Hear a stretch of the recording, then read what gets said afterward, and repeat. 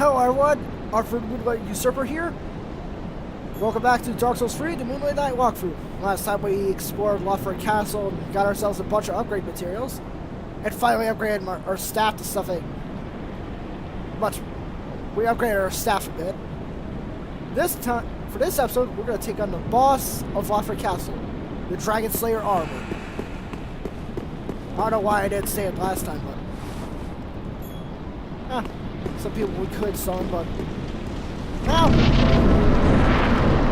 We're gonna go ahead and do this.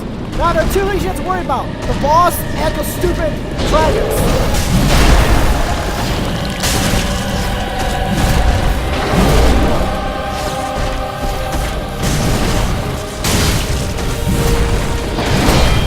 Okay, wow.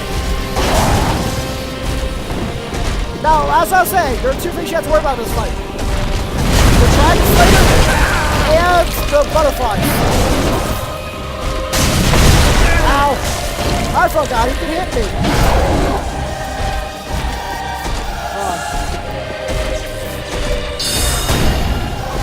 Oh shit.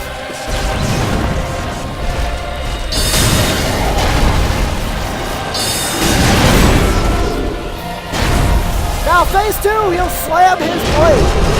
Ow! Ow! Oh shit! Oh god, we're gonna die.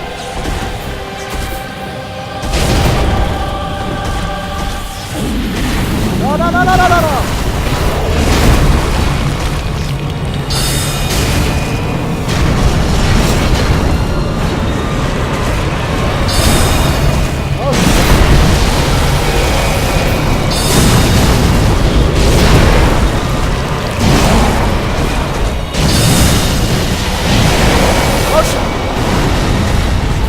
Now we're just randomly dodging her.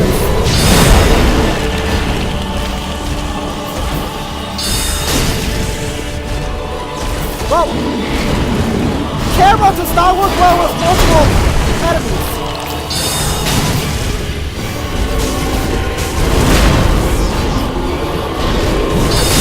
Yes!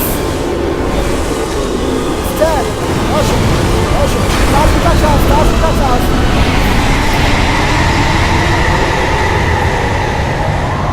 So that was the Dragon Slayer Armour fight.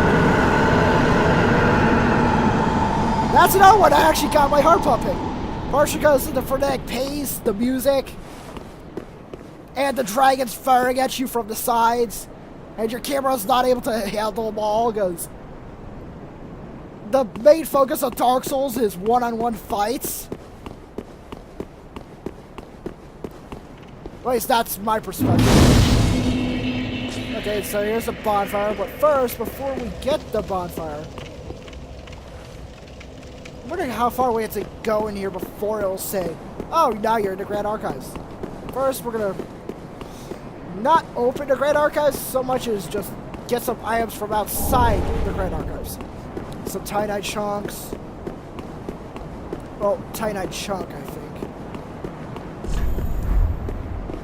Yeah, it's pointless. Whew. Again, that fight was fun. Just the dragons were annoying. Ish. Hey, we survived. Oh! Here's the Great Archives. They literally leave a bonfire. Well, technically this is 1 out of 2 bonfires for the Great Archives. The second was the boss one. I felt like they could have put this a little bit further in instead of putting it right out of here when there's a bonfire not that far away. Again, this is one of those, oh, random bonfire placements. Also, let's grab that. So we got Grand Archives key, which you can only get after being the free Lords of Cinder. The reason I say the free is because it's always going to be the same Lords of Cinder, and for the most part, there's always an order to it. The Abyss Watcher always being the first, with you being able to choose which of the other 2 you want to take on next. Then, in terms of 4th Abyss Watcher, oh, it's always the same. 4th Lord of Cinder, it's always the same one.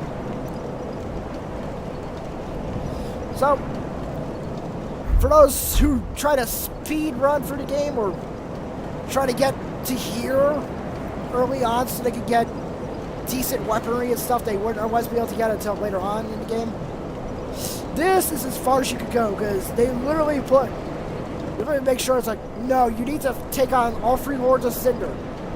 Well, the other 3 Lords of Cinder before you can face Lothric.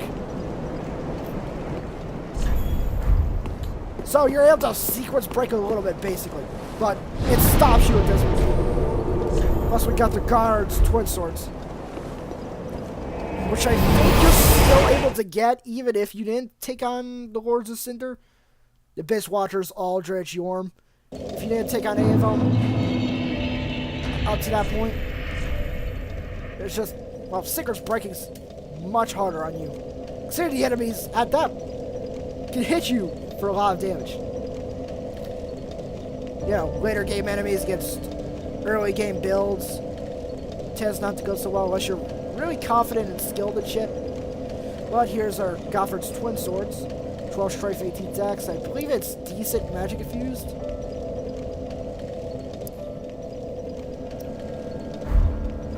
Now let's see what we can make out of the Dragon Slayer Soul. First, this is something I should have done once, just read it off a little bit. So it was controlled by the Pilgrim Butterfly. And it had a master. I'm going to assume its master was Ornstein, because he was a Dragon Slayer. Or another Dragon Slayer in general. Maybe its master. So, Pilgrim Butterfly is controlling it now. I'm wondering what controlled it before. Wait, maybe master means the person who was wearing the suit of armor. It makes more sense than autonomous suit of armor. Without Pilgrim Butterfly or something else. Or maybe it was autonomous some other way. Aha, so. Now let's just see what we can make. The Dragon Slayer Great Axe.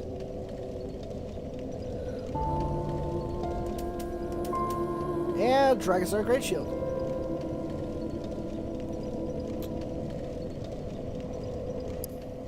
Let's say, every game's done a Dragon Slayer, Ornstein in 1, then the dark version of Ornstein without smoke in Dark Souls 2. Old Dragon Slayer? I forgot what the Dragon Slayer Dark Souls 2 was called. The one that you can face really early on in Hyde's, in the Kingdom of Hyde. Something along the lines of the Land of Hyde with the Hyde Knights and the Dragon Slayer, the Dragon Rider boss, which was a joke.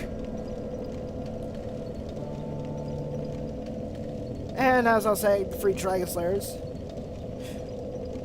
I think it was Ornstein, Old Dragon Slayer. Could be wrong about that one for Dark Souls 2. And Dark Souls 3, Dragon Slayer Armour. I mean, it's a nice twist on the old Dragon Slayer fight.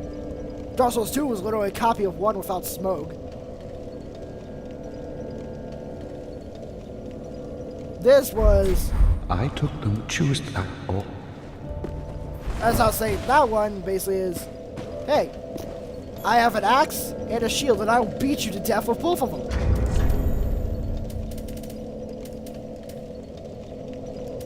Okay, so far we've got nothing. Welcome, Verdant. And I think we can... Oh, good. We can level up twice. Farewell, Ashame. And you saw how we gained through 2 levels just 2 points to our magic weapons AR. It's not really worth it if you're just looking to use weapons that scale with intelligence to put 8 points in past 40. We're using spells and weapons. Although, I think I'd like to say we did a sub melee, but mostly magic in the end. before we end this episode. Actually, not end this episode now. In the next episode, we will explore the Grand Archives. Will we get to face the boss of it? Probably not. We'll explore the entirety of the Grand Archives. Probably. So I'll see you all then. Bye, everyone.